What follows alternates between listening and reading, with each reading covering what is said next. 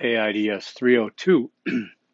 I know this is early, video 2.2. I've never done a second video this early, but in this course, getting off to a good start is key and a clear start. So obviously, there's no late penalties, really no due date on videos. They are intended to help clarify and help me teach and help you learn how to get through this class and acquire some skills, some knowledge, right? So I've been going through some things and I said, I need to get this one done out there for you to look at, especially with the research topic assignment due, I think, tomorrow. And again, don't delay on that if you have a chance to get through it. So just again, some housekeeping. I do zero out I do zero out the videos when the module ends. You still can turn it in, email me the Easter eggs, and I'll give you the 5 points. But I want to reflect accurately your percentages as best I can. So again, when the quizzes are done, the due date, they're done. Other assignments, you have a 5-day late period. Because videos don't, I just cut them off at 0 at the end of the module. But you can still turn them in, okay? Just want to be clear on that to give you an accurate reflection of your grades. Okay, so I guess I can review quiz 1, can I? Okay, so the first part was the disciplinary focus, okay? Um, and some folks struggled on that a little more than I would like to see based on the fact that this is 302. You've already been through 301. These concepts should have been introduced to you in 301, especially the disciplinary pyramid. It's important to get this, okay? It's important, especially I was disturbed if I saw someone got interdisciplinary wrong, because that's the essence of what you're doing, right? Don't get that wrong. It's like if you're an engineering major and you couldn't identify a simple definition of engineering. You want to get to that point. So let's remember intra is one, a single discipline, looking at something from a single discipline. Cross-disciplinary, you're looking from one discipline through another. Multiple disciplinary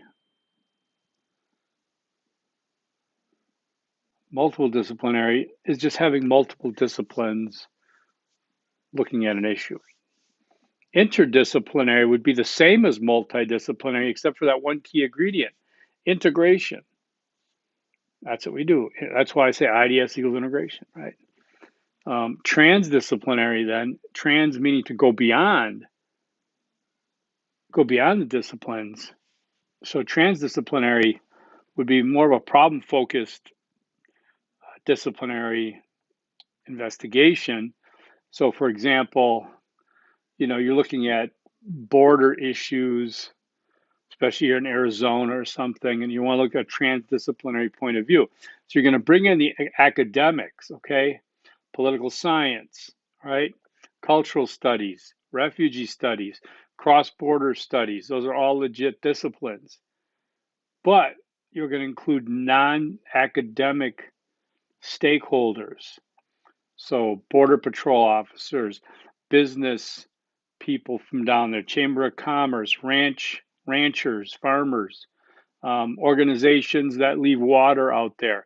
These are all stakeholders in this issue that'll be looked at transdisciplinary.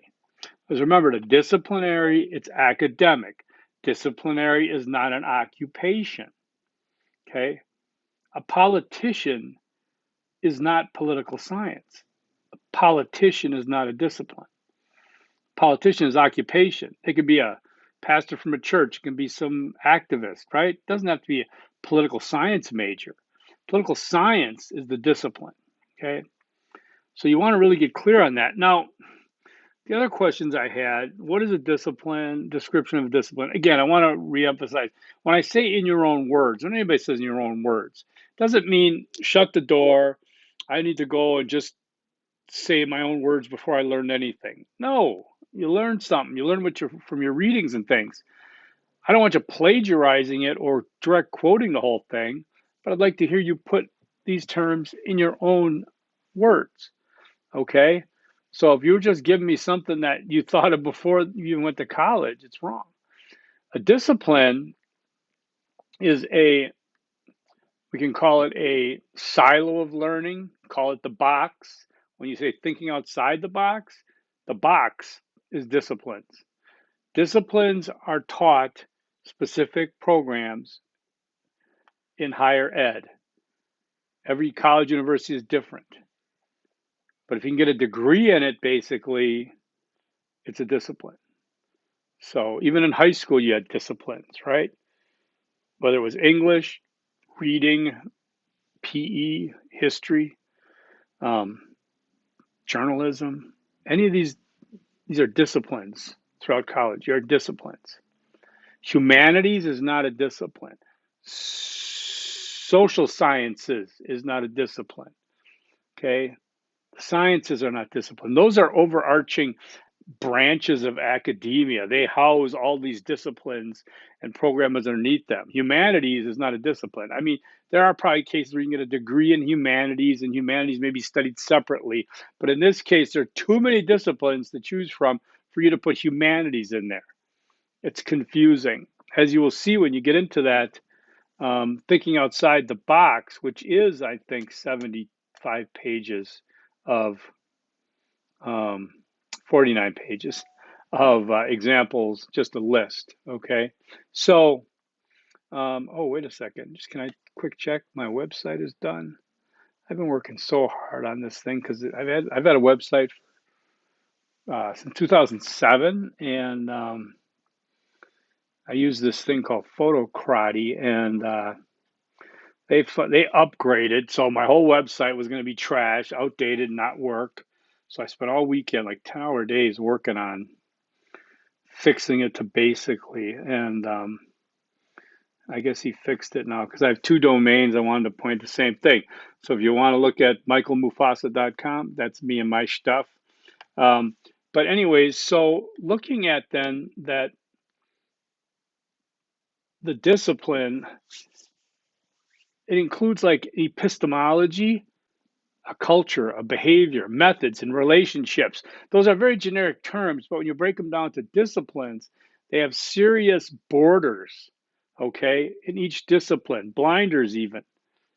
If you are in engineering, you look at stuff through engineering. If you're in a more specific type of engineering, you look at it that way. If you're in dentistry, okay, if you're in English lit, you're going to look at a lot of different theories than dentistry does or medicine, right?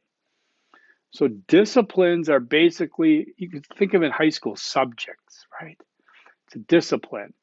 And yes, Michel Foucault, a very esoteric writer who was really hard to read his stuff, and I had him in grad school in a textbook that's too big for me to lift, uh, wrote a paper on discipline in terms of academic discipline, in terms of discipline like punishment discipline, okay, and similarities. Very, very, very heady stuff. So capitalize the disciplines. Capitalize them. When you're talking about a discipline as a discipline, you capitalize it. You capitalize both words. If it's African American studies, you're going to hyphenate African American, capitalize both of them, and studies. Okay? Journalism, capitalize. Business, capitalize. Engineering, capitalize. As long as you're using them as a form of a discipline, you're talking about them as a discipline. Capitalize them, okay? Academic rigor, all right? So I'm going to read you what I found, something, but it refers to a certain standard of excellence that professors and administrators expect of their students. These standards are sometimes made clear to students through examples, instructions, and rubrics. Sometimes these standards are less defined. It's about creating lessons that challenge students. Unfortunately, educators haven't always produced a clear definition of what academic rigor is. There's an article I found, it's interesting.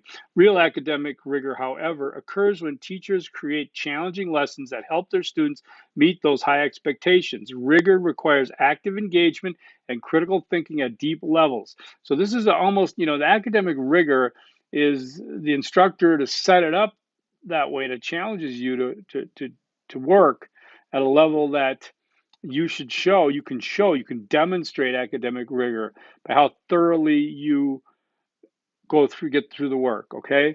I can tell, right? If you submit something that's like 3 questions, you answer it with 1 line each, shows no rigor. I mean, you could be good and concise. I mean, Hemingway's got freaking tons of stories that are written with super short sentences. Didn't he write the shortest short story ever? I love Hemingway. I'm sorry, I go to sleep listening to his short stories every night. Um, what is it? The shortest story. It's baby shoes for sale, never worn. I think that's it. Something like that.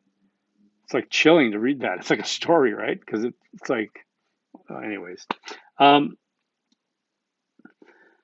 Rigor is a result of work that challenges students' thinking in new and interesting ways. It occurs when they are encouraged toward a sophisticated understanding of fundamental ideas and are driven by curiosity to discover what they don't know.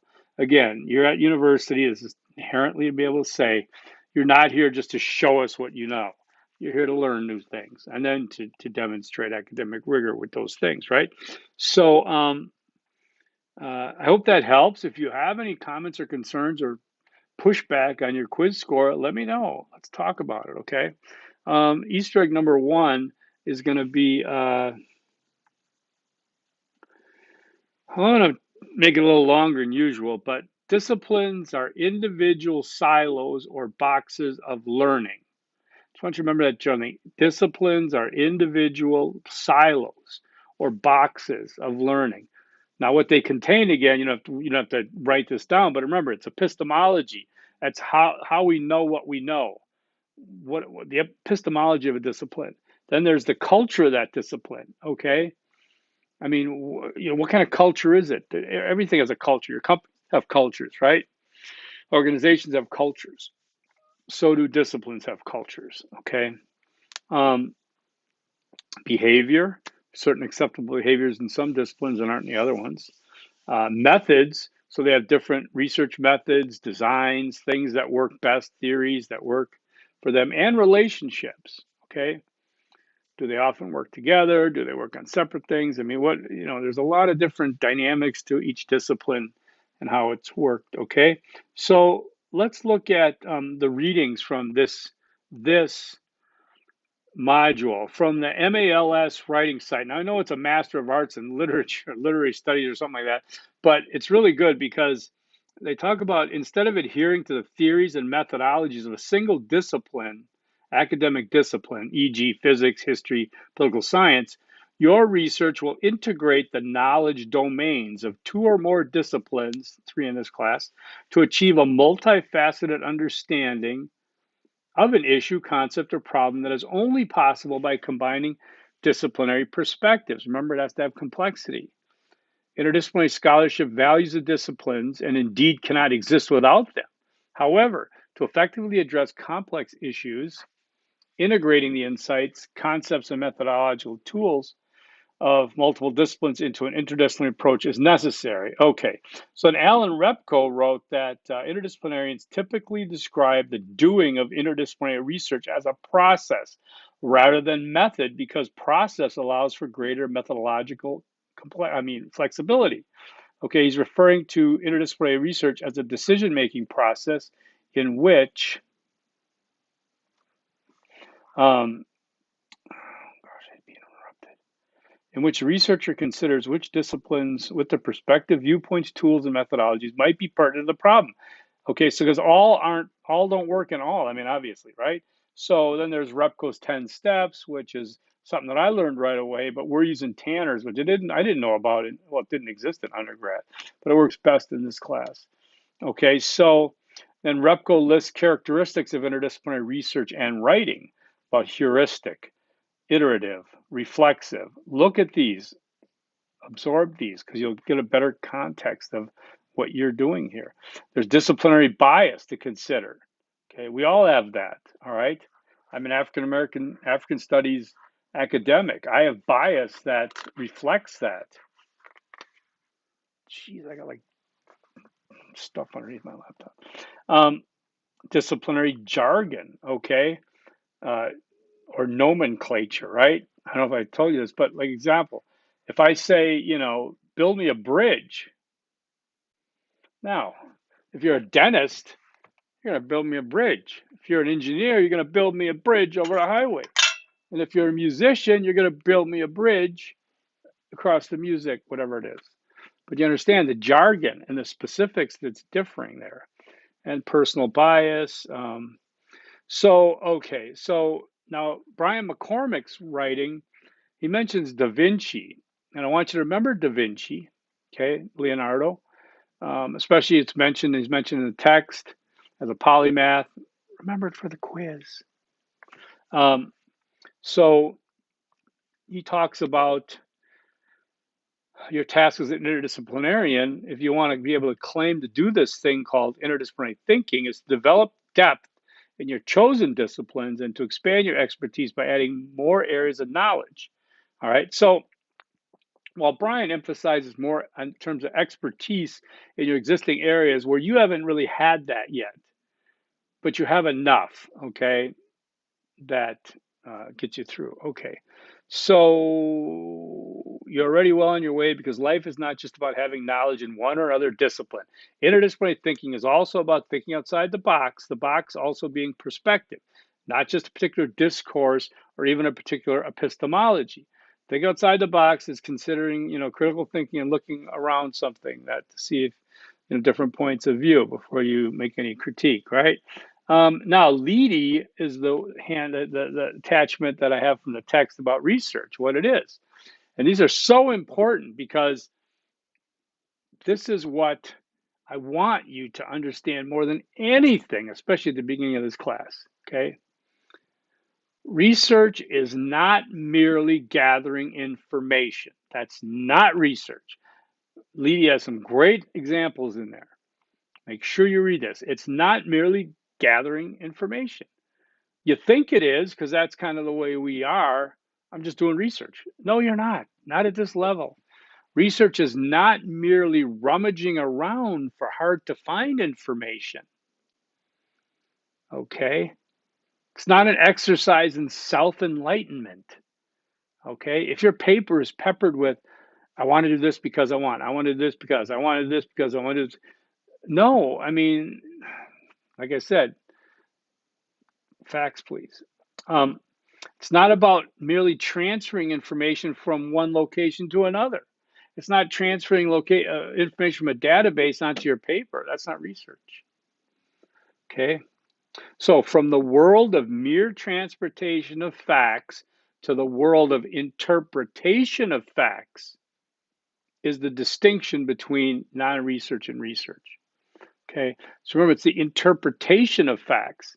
It can be correlated, contrasted, compared, critiqued, but that's where the new information is distilled from. Okay.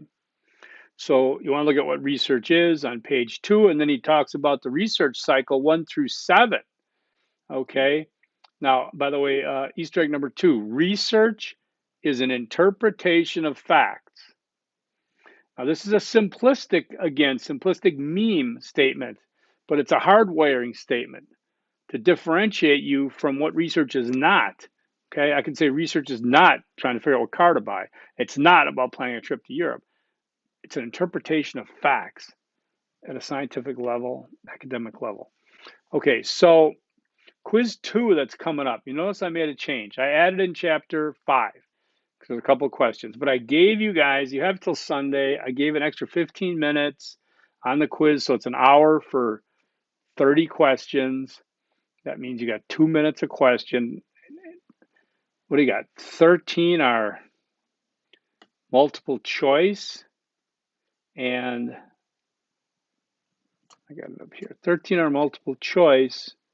Why is Planet Fitness sending me everything? Yes, I went back to the gym today. First time in a year. I'm so happy, so thrilled. I got to do some cardio. Literally, I quit last March. Oh God, I need to go. But now they're sending me all kinds of stuff. I know I have a black card. I get it. Okay, so 13 multiple choice, 17 true false. I actually broke down the chapters and the questions for you in that announcement I sent out. Remember, they don't go chronologically. So it's not like questions from chapter 1, 2, 3, 4, 5. No, I do bounce around a little bit because we did a lot of these questions in 301, our 301. I picked and choose, cherry picked some, mixed them up to be appropriate. Again, if you're seeing repeat questions from my 301, hey, lucky for you. But remember, I'm doing this not because I'm lazy, because these are things that should be hardwired. Again, I'm more. It's more important to me that you come out of these two classes, 301, 302, with additional knowledge, with knowing what IDS is. At least you can explain it. Okay, knowing how to be a better consumer of knowledge. Okay, being proud of that fact. I'm not going to try to jam a whole bunch of stuff. You come out, and so certain things I want hardwired, right? All right, so that's this. So you got Meath, chapter 1, 2, 3, 4, 5 on the quiz. Yes, some of that was from module 1. It wasn't that long ago. Okay, it's not gonna be that tough. Trust me. Okay, you should be able to get through that quite easily. Um, let's move on here now to. I know I'm running a little late, but I want to talk about all this. Um, so, and there's something on the IRB also, but you'll figure that out. Okay, so looking at the chapters again, out of chapter 2, just remember Da Vinci, okay? Meath is about these disciplinary focus, cross-disciplinary, intradisciplinary, multidisciplinary, interdisciplinary, transdisciplinary. If anybody wants to have any special one-on-one on that, set up a call with me. It's fine. Chapter 3 is about theories, grand theories, structural theories. Oh, there's that yawn. Integrative learning, encountering conflict and reconciling conflict is a very important part of interdisciplinary research. Is you're going to encounter conflict between your disciplines, and you're going to try to reconcile that. Some you can't reconcile, which means maybe the disciplines you're using are too disparate, too far apart. Chapter 4, critical thinking, epistemology, disciplinary boxes, Petri. Do you see what I see? Classic article. And there is something in chapter 4 about the gecko. It's not on the quiz, of course, but if you were in my 301, you probably saw the movie The Gecko. If you weren't in my 301, you might want to take a look at that. That is interdisciplinary work in action in the sciences. It's awesome. And if you really want to do a real short one, just look at the Mighty Mug. Well, that's right. It's not in the book, I don't think. Sorry. But so it's good stuff, though, right? Chapter 5 that I added in there, you're going to get a couple questions on that. It's really not that difficult. 7, introduction to IDS research. I want you to see that. Conditions of IDS research, conditions of integration, mapping. Talk about mapping. Remember, 301 has a lot of maps projects in different classes. 7's not on the quiz, though. Okay, then you've got the discussion board, thinking about outside the box. I really want you to push you. I'm going to ding you if you give me run-of-the-mill disciplines. I'd like you to see what you got. Just remember that, okay? Remember, no I, me, my. Try to, any assignment, I don't care what it is, unless I'm asking you specifically to talk about you, try to keep away from I, me, my. Get in that habit, writing third person. Very important in academic writing, okay? Just think about that. Think about how different it would sound if your papers were written without any I, me, my. Stop being so full of ourselves, right? Let's write about the topic, all right? Stay away from that. Now, formatting. I'm going to talk about that a lot in Sunday's video because that's the papers are going to start coming now. So you're going to have less in terms of quizzes. There are 3 more quizzes, I believe, but it's like 5 questions, multiple choice for 5 points each. Then there's a couple essay questions. That's about it. Okay, you can handle it.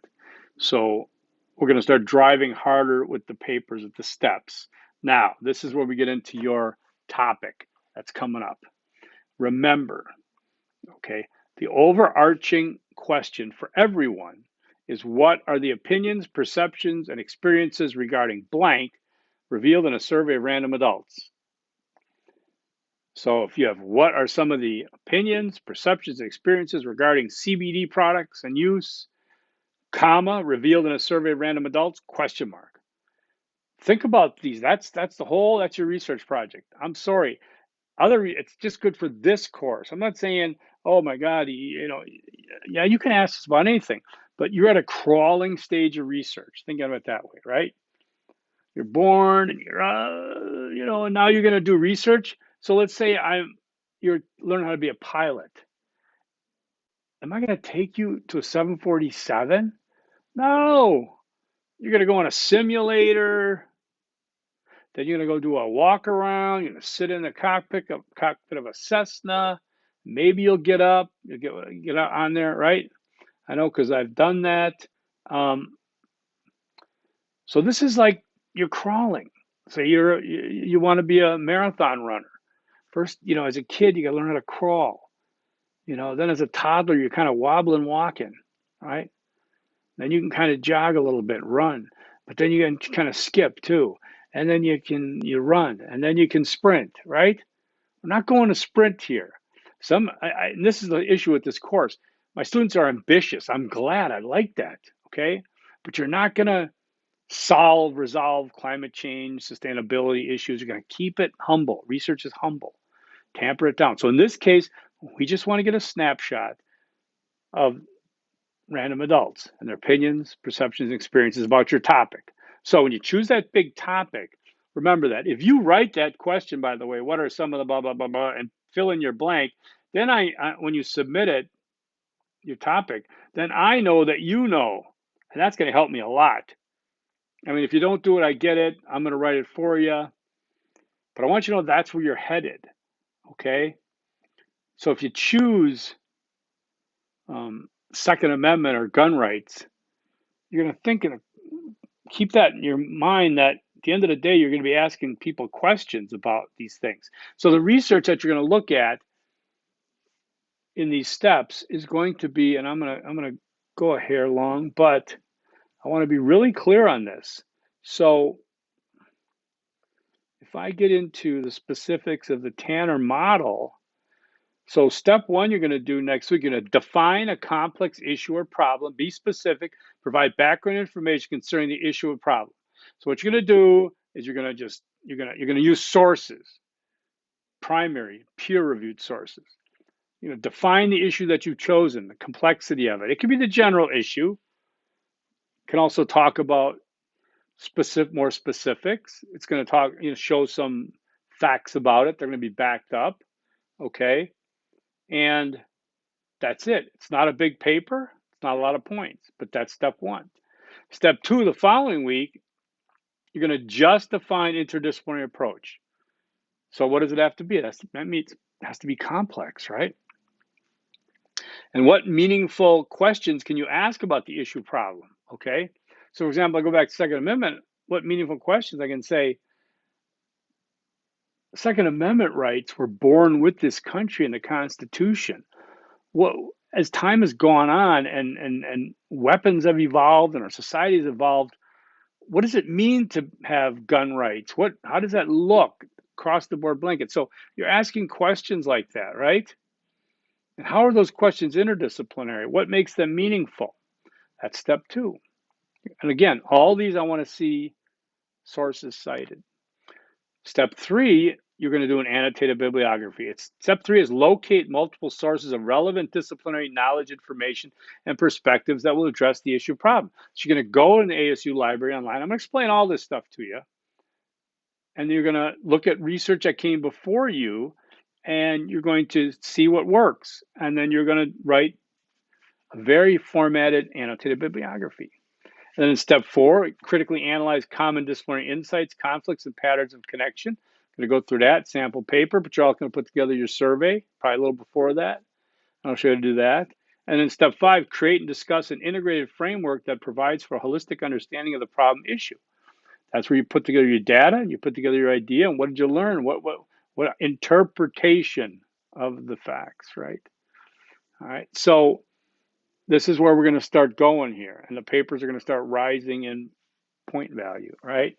So I want you to look at that and remember that when you're choosing the topic. You do not have to use your concentrations, but at the end of the day, I'm going to have you use 3. Now, in step 2, you get to list as many as you want. Don't be crazy about it, but you can list 6 of them if you want, disciplines. You're not committed to anything yet. Step 3, you'll commit to 3 disciplines. And ideally, you'll give me 4 sources in your annotated bibliography for each discipline. 3 is the best. Why? Because if you only do 2, you're only working back and forth. It's just a binary thing. You're trying to integrate 2. That's it.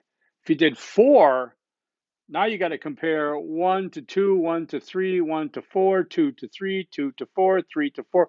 You got a boatload of comparison integrated work to do in step 4. If you do 2, like I said, you just got to do one thing. But if you do 3, now you got 1 to 2, 1 to 3, and 2 to 3. You got 3 different sets, and that's a perfect amount for this class and for this project. So if anybody wants to talk about these things, set up a call. I'm throwing a lot at you, but again, I think it's important to have a perspective of what you're going to do. Know that it's very possible. Know that you can succeed at it, and you'll understand it. And I want you to get something out of it. So again, shoot me any email questions, comments, concerns you have. I'm going to go with Easter egg number 3, and we're going to call that no I, me, or my. Okay, that's general, but I don't really want to see us or we either. But no I, me, my is Easter egg number 3. I know I'm over 30 minutes, almost 32. That's a long one. And students are emailing me already. How did you do that? I didn't even post this yet. All right. Have a good week. I'll see you Sunday. Forks up. Peace.